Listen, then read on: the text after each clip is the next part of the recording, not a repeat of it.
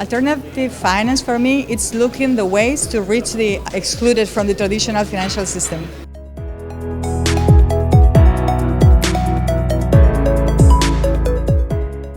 For years, for those looking for economic change, the only option has been to beg governments, often caught in reductionist or corporate interests. Fortunately now, Web3 has come to the scene, and this enables us to create economic and governance systems that go beyond the nation state and therefore resolve the market failure that are putting our entire existence in a place of risk, and create new economical systems that are based on regeneration and make everyone thrive.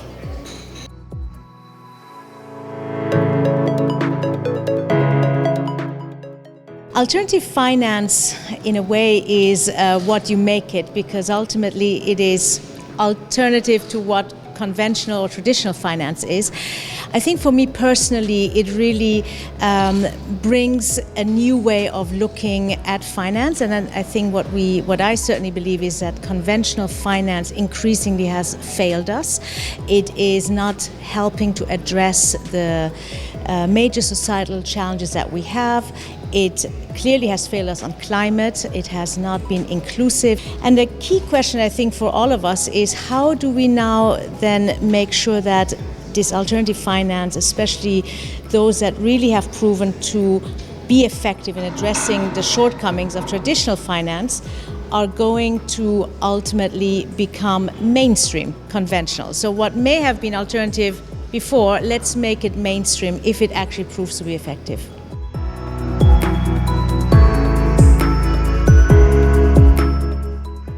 The value of attending events like this is spreading word of it, making this reach more people to understand there's another way to do things in a better way.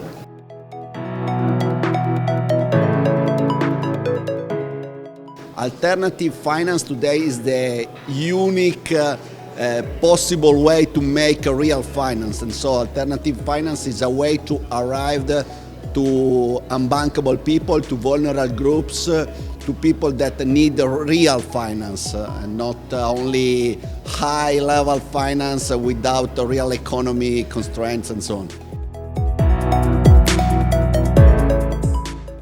For us at Pleo, events like this are really important to not talk about Pleo only, but basically get ideas, information about how innovation is thriving, when solutions at FinTech are going, and also it's a very useful platform for us to share feedback, get ideas from other companies that are actually working. So what is nice for us for this event is that it's 2 days, that it's full of actual practical tactics that work.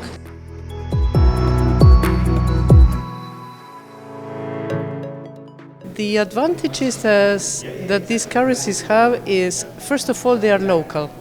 So you buy and you sell from your neighbors. You can go to the bakery, for example, and you can pay part of your bread with these complementary currencies. In fact, it introduces people to people.